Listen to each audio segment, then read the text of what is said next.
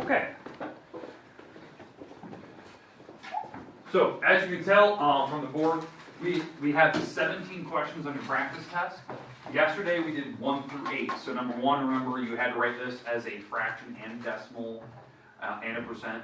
Number 2, you had to write this as a decimal. Write number 3 as a fraction. Even though it looks like a fraction, you have to write it as a fraction out of 100. Number 4, you had to change these both to percents. This one, number 5, was super easy. Number 4 took a little bit of work. Figure that out, or you had a calculator in your hand.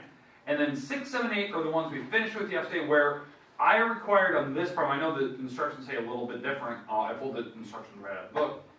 I want you to write it as a percent sentence and then actually solve for the variable that was in there. I prefer, like on this, in the instructions, I use the letter N. That's what most people are very familiar with that. Like when we were doing these problems in the book, using the letter N was very common for these problems. All right, now we're going to continue on with 9, 10, and 11 today. In fact, I'm going to do one of these problems for you. These problems are just like 6, 7, and 8. They're identical. They're percent sentences, or however you want to say it. It's a sentence form with using percents. I require that you do 9, 10, 11. I'd rather have you do these using the proportions. Okay, it makes these problems, especially story problems, easier to work with. Okay, question? Like, how do you do them? Like, the same way that we did, like, on 6, 7, 8, well, that uses the sentence where we have, like, n equals or whatever.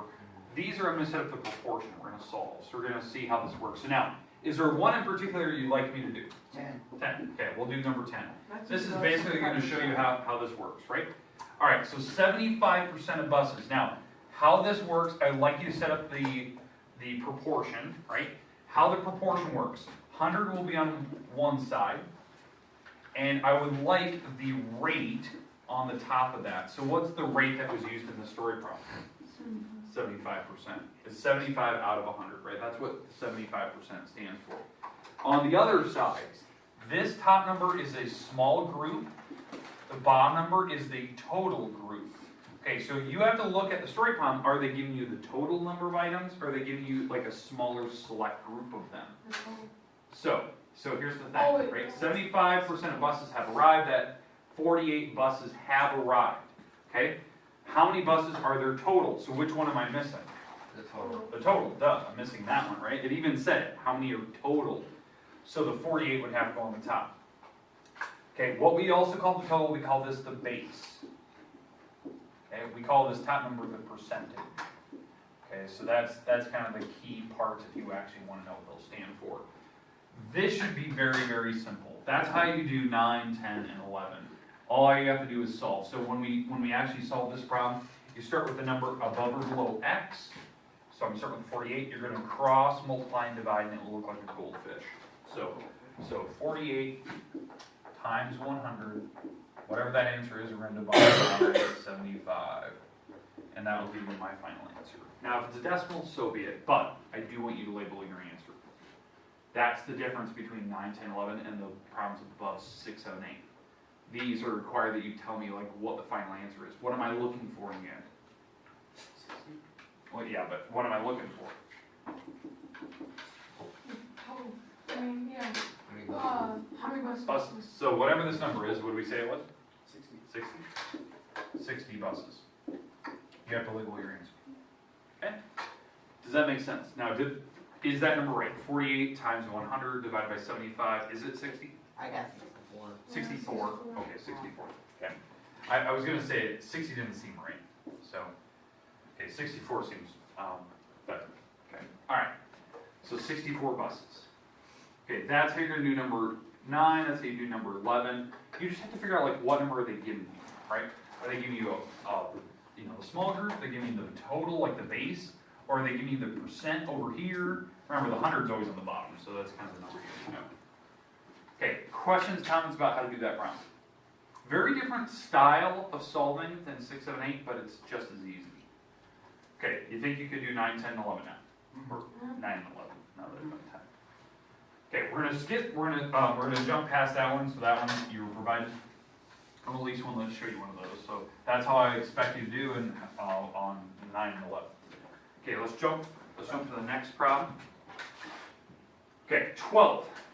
This is some type of discount type of problem, right? It could be a sales tax problem. Right now, this particular problem is a discount. So what we need to do first, we need to figure out what the sales price is and how much money you're saving, right? That's the two questions that we have. Okay, how you do these, how you do discounts and how you do taxes. You take whatever your price is times this percent. But how do I write that percent?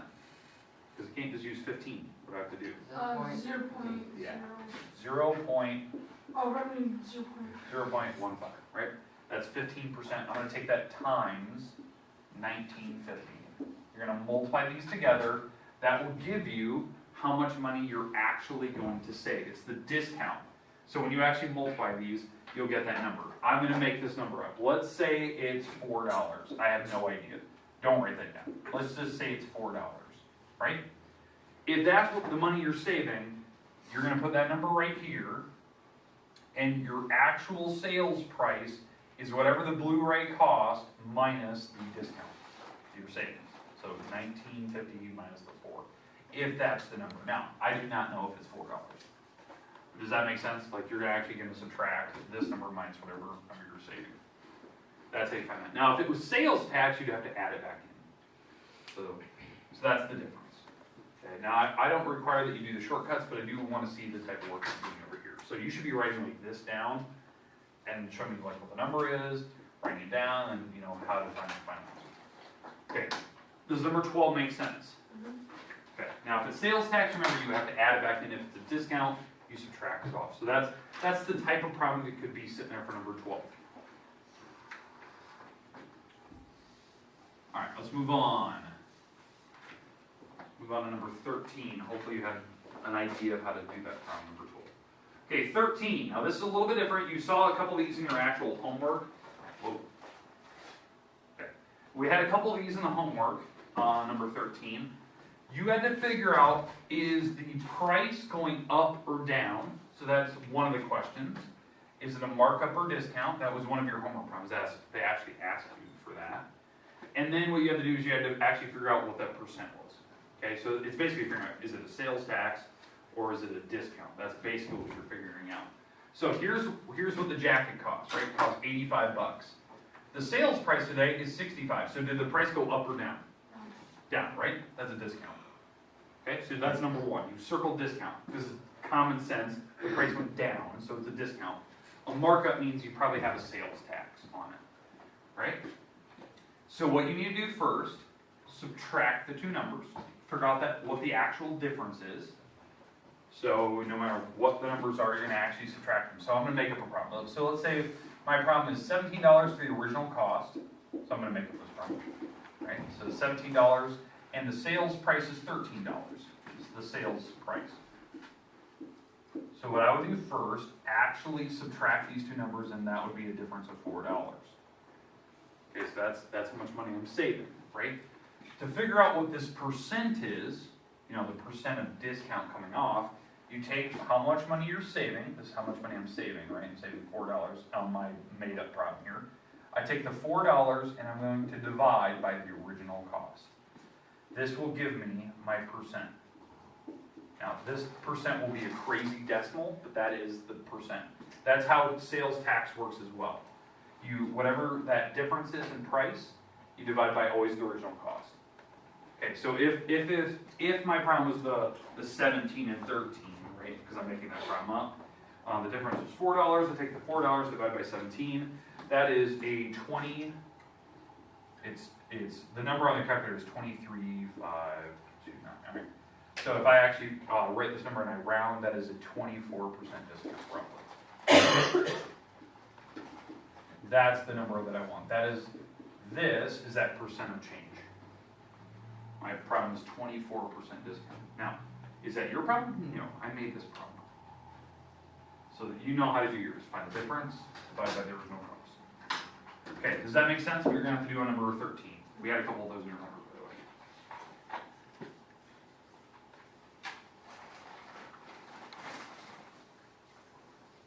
Everybody good? Okay, moving on, let's go to number 14. So 14 here, for this problem. Now you can kind of see, when we talked about discount earlier, I said that that problem could be a sales tax problem. Well now, I actually put a sales tax problem here, so you can actually get a practice with that. That's number 14. So this could be a sales tax problem on the test, or it could be a discount problem. So I could have them switch. It doesn't really matter, because these are basically the same style. So whatever the price is, so I'm gonna make up a problem. You have to figure out what the tax is, and then your final cost. So let's say that, for instance, I'm gonna buy a $10 book. So this is gonna be my item I'm buying. So I'm buying a book, it's $10. The tax that's in this particular state, let's say it's 4% tax. I'm stuck on the number 4 today, I guess. So 4% tax. So what I would do is I would change this number to be 0.04, right? And take that times 10. Okay, that's whatever your tax is, you make it a decimal and you multiply it on the price. Okay, so if I do this correctly, my tax is 40 cents. This is the number that it would tell me on the calculator. 0.4 times 10, it would be 0.4, right? That's 40 cents for tax. So that would be the number that would go here. That's the tax that it's going to cost me. To find the total, you just add taxes in. So if it's a $10 item, right? That was how much the book cost. I'm going to add in my tax. Add in the 40 cents, and my total would be $10.40. That'd be my total. So taxes are different. Discounts you subtract, taxes you add back in. Make sense? What we're doing there? Okay, so that's what you're going to have to do in yours. Make that 7% a decimal, multiply it on, figure it out, add it in.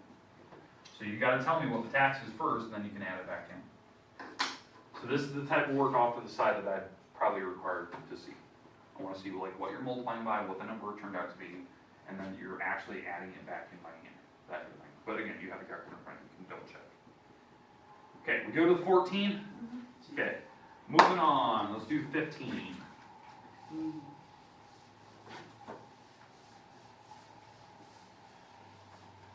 All right, now, this problem could be way different. It just depends on the type of problem that I pulled from the book. By the way, this is problem. All these problems today were directly out of your textbook.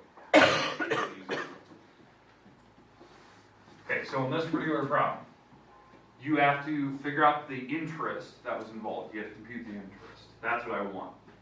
On this problem, I do not ask you to figure out the monthly payment. I do not ask you to figure out, what your total is that you're going to pay for this loan. This is a simple interest loan. Okay, now the simple interest loan, you're going to take the principal amount of money that you're going to borrow, you're going to take that times the rate, which is the rate here, right? And then you're going to take that times the number of years that you're going. That will give you the amount of interest you accumulated over this loan. Okay, I'm expecting this to be a very, very small number. The reason why? Did we even go out a full year? No, so the interest will be very small. And plus, how big was your loan? $45? It's not even a loan, right? It's super small. Okay, so, but again, you take the principal times the 9%, make sure that's a decimal, and make sure this is in terms of years. So this is what we talked about in class. How do I make 8 months in terms of years? Divide by 12. So you're going to have to take the 8 divided by 12. That number, whatever this decimal is, that's the number of years you're going. That's this number right here. It'll be a decimal, I think it's like 0.6 or something like that. Yeah. So that's that number right there. So this is your 0.6 number. Now, if they actually tell you how many years you're going, then you wouldn't have to do that. You just use the number for years. But I had to actually convert that to years. And then my rate is 0.09, and we take that times my principal. Okay, and how much was it, roughly? Makes sense. Yeah, it was going to be super small. So we're not paying a lot of interest on this thing. Now, what I would expect test day, I'd expect a lot of money sitting there for the loan. I'd expect years. That's what I would probably expect on the test. Which is not a lucky one.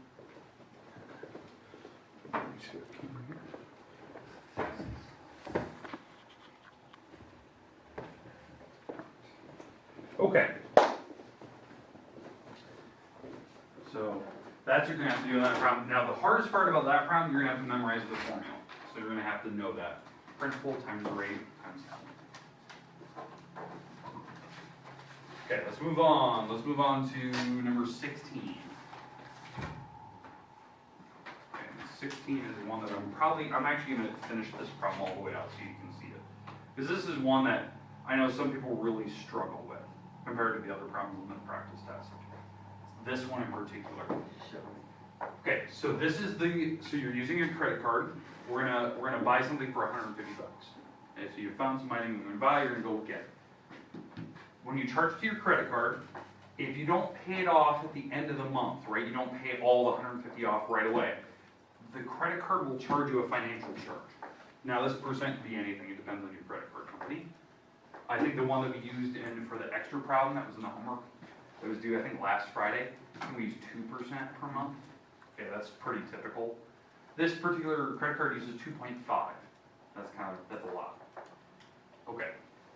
So what we have to do first is figure out what the financial charge is. So you're gonna have to take your $150 times 0.025. That is your 2.5% charge. That's a number, right? It's a small number. So in fact, I'm gonna do that in the calculator. So if you have your calculator, $150 times the 0.025, that's my 2.5% interest, right? So this number is $3.75. Did everyone get that number in the calculator? Small $1 million. Was that? Small $1 million. Yeah. So, okay. So a $3.75 charge. So before the payment, before you actually make your monthly payment, let's say this is now April, right? You took out this loan in March for your credit card. You charged in March. You forgot to make your payment. So at the beginning, April 1st, this number now is $153.75. That is before you make your payment. So again, how I found that number, I took my total, the item that I charged to my credit card plus the financial charge. Now again, if you paid off before the end of the month, you wouldn't have that charge. That's why it's always good to pay it off first. So $153.75. Because again, I added the 150 plus the financial charge. Now we're going to make my monthly payment. So what's my monthly payment on this one? 35. Your credit card company will tell you what your monthly payment is. Most of these go electronic, like online. They'll kind of tell you what your minimum needs to be. And again, if you they set it up so your minimum payment, in theory, won't actually pay it off. Like the credit cards will tell you just what your minimum payment is, so that you'll basically pay off the interest basically every month. So you got to be careful of that. So we're going to pay off $35. So this credit card company was very, very honest. They're like, okay, make a $35 payment, you'll pay it off eventually. So pretty much do more than they Yeah, do a little more money than what they tell you. Okay. All right. So $153.75. We're going to subtract $35. My new charge. So this is now the end of April. This is the balance that's on that credit card. So that's your payoff. Now, if you can pay that off before the end of April, you'll have no more financial charges. If you forget to pay it, then again, what do you think is going to happen come May 1st? Yeah, they're going to charge you the financial charge again on this number. Did you know you can pay credit cards off of credit cards? Yeah. It's not smart. No, you can transfer balances. They do a financial charge when you do that. There's this guy I was here, I read about that he actually had so many credit cards and he figured out how many you actually had to have to pay each other. Like, he didn't ever have to pay for another. Like he had to pay the actual credit card fee, but there was no interest. Yeah. Yeah, that's great. So, okay. We good with how 16 worked? That was a rare one. Usually I never do about the entire problem, but that's one that I know from previous years people really struggle with. They just don't understand it. So you got to figure out the charge, add it back in. This is your payment. Like this is before the payment, and now you make your financial payment. You take this number, subtract 35. Okay, so that's how credit cards work. All right, the last problem today. This is your last problem, then I'll give you time where you can actually work on this today and kind of, hopefully you can finish it. That's kind of the goal today because our test is tomorrow. All right, so number 17. Mary's taking a commission on some type of item she's selling. She sold this amount of money worth of product. how much commission is she gonna get, right? So I'm gonna make up a number that, I'm gonna make up a problem that looks something like yours. I think that in class, I think we did something like Red Power. I think another time we did something with like I think we did a GMC pickup, I think at one point. Let's just do another one. So let's say that I work in Best Buy, right? I work in Best Buy, and I'm gonna sell a new Samsung phone, right? The new Samsung S8 came out. Now it's an $850 phone. Let's say for some reason that in Best Buy this does happen. Best Buy gives they give a commission to those cell phone employees. So they receive a let's say that they receive a 3% commission on the phones that they sell. Is that true? Probably not. But I know that they do receive commission on phones sold. I just don't know what that percent is. Okay, so 3% on an $850 Samsung phone, right? So how you do that, you take whatever the price is, $850, you know, the product that I'm selling, times 0.03, and this number that I'm gonna get is the commission I'll make on that sale. So 3%, so 0.03 times the $850 phone, I made 25 bucks. In fact, it's really close to what they had actually paid. I know the exact amount that they paid per phone that you sell. So it's, in fact, it's about 3%. It's a little bit less. Per phone, and those cell phone people get like 25 bucks or something per phone that they sell. It's not a lot, but. It's only like 25 bucks, yeah. No. I'll take 25 bucks for selling phone. Yeah, not bad. People get phones all the time. You can sell a lot of them? No, but you get 25 bucks if you sell them. And that's particular phones. You know, certain phones they don't get a lot of commission on. So, Android phones, I think that's how they work. So, if the salesperson's really pushing a certain type of phone, like, hey, come look at these Droid phones or this the Samsung Galaxy phone, probably because they receive commission on them. It's probably how it works. That's why the Samsungs are always in big display cases ready for the Best Buy. Usually, yeah. I know, like Verizon always tries to push the Droid phone. Yeah, it's their phone to get commission on it. iPhone, I don't know of a company other than if you're in the Apple store where you get a commission on a sale. Because I don't think Apple gives commission on phones sold. You have to pay like the full price of it. Because Apple's a green. Yeah, well, they can. Yeah. They don't need their same money out. People want them anyway. Okay, questions on any of the practice guide problems? Okay, the rest of the time of the day, you have time to work on your practice test. Goal is try to finish it up. Now, if you want me to hold on to it, like you're done, I'll take it. You can turn right into the basket. If you have questions on it, don't be afraid to ask. I'll get to your questions here in a second. Test is tomorrow, and if we need Thursday, we'll continue on to Thursday. Okay, it's going to be the same number of questions. I kind of warn you what types of problems could sit there, so take your time, make sure you're using your time wisely. Over tonight, your grades will be updated for a quarter. I think we only have like 1 or 2 assignments. That'll be updated tonight, and I'll show you your grades tomorrow when you can walk in if you want to see it. Okay, so, yes. So, that'll be tonight. I'm gonna add in those assignments in. Right now, I'm not to your class yet, so they're not gonna be entered in yet.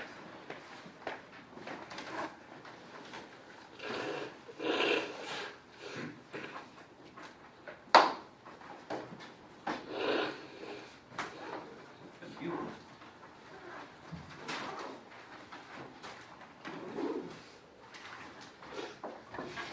So again, if you have any other, missing assignments, whatnot, get those turned in.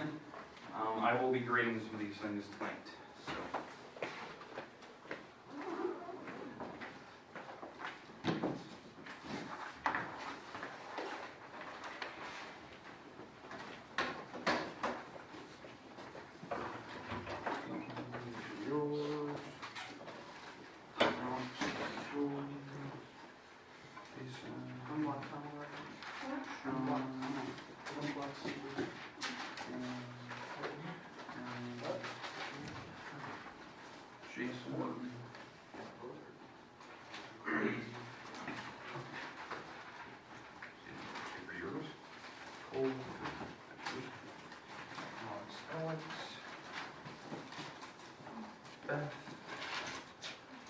And Sean, I believe these are from quarter 3.